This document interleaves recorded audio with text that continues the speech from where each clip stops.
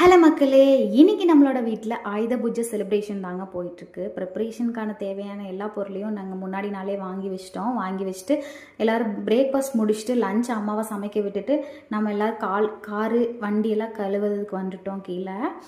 அப்புறம் வந்து வீட்டுக்கு மேலே போயிட்டு ஜன்னல் கதவெல்லாம் தொடச்சி அதுக்கு வந்து எல்லோரும் அதுக்குள்ளே வந்து குளிச்சுட்டு வந்து எல்லோரும் பொட்டு வச்சுட்டு சாமியெல்லாம் பூஜை ரூமெல்லாம் ரெடி பண்ணிட்டாங்க. ரெடி பண்ணிவிட்டு விளக்கேற்றிட்டு அதுக்கப்புறம் வந்து கீழே சரி கொஞ்சம் பிக்ஸ் எடுத்துட்டோம். மெமரிஸ்க்கு வந்து கொஞ்சம் பிக்ஸ் எல்லாம் எடுத்துட்டு எல்லோரும் வந்து சரி காருக்கு சாமி கும்பிட்டுறலாம் அப்படின்னு சொல்லிட்டு இடு தேங்காய் உடைக்கணும்னு சொல்லுவாங்க. அதை உடைக்கிறதுக்காக கீழே வந்தோம். எல்லோரும் கீழே வந்துட்டு ஒரே அலப்பறை பண்ணிகிட்டு இருந்தோம். ஃபோட்டோஸாக எடுத்துகிட்டு இருந்தோம். ஏன்னா காற்றுக்கு வந்து தீபம் பற்றவே வைக்க முடியல. அதனால் வந்து அது காற்று நிற்கிற வரைக்கும் நாங்கள் கீழே வெயிட் பண்ணி அதுக்கப்புறம் வந்து டக்குன்னு காற்று நின்று எல்லாத்தையும் எடுத்து தீபம் காட்டிட்டு இடு தேங்காயும் உடைச்சிட்டு அதுக்கப்புறம் வந்து நான் இப்போ தான் புதுசாக கேள்விப்படுறேன் கார் மேலே பைக் மேலெலாம் பொறி திரிப்பாங்கன்னு. ஆனால் நான் எங்கள் ஊர்லலாம் பார்த்ததே கிடையாது, அப்படிலாம் பண்ணதில்லை. நீங்கள் யாராவது அந்த மாதிரி பண்ணுவீங்கன்னா மறக்காமல் கமெண்ட் செக்ஷனில் நமக்கு சொல்லுங்கள்.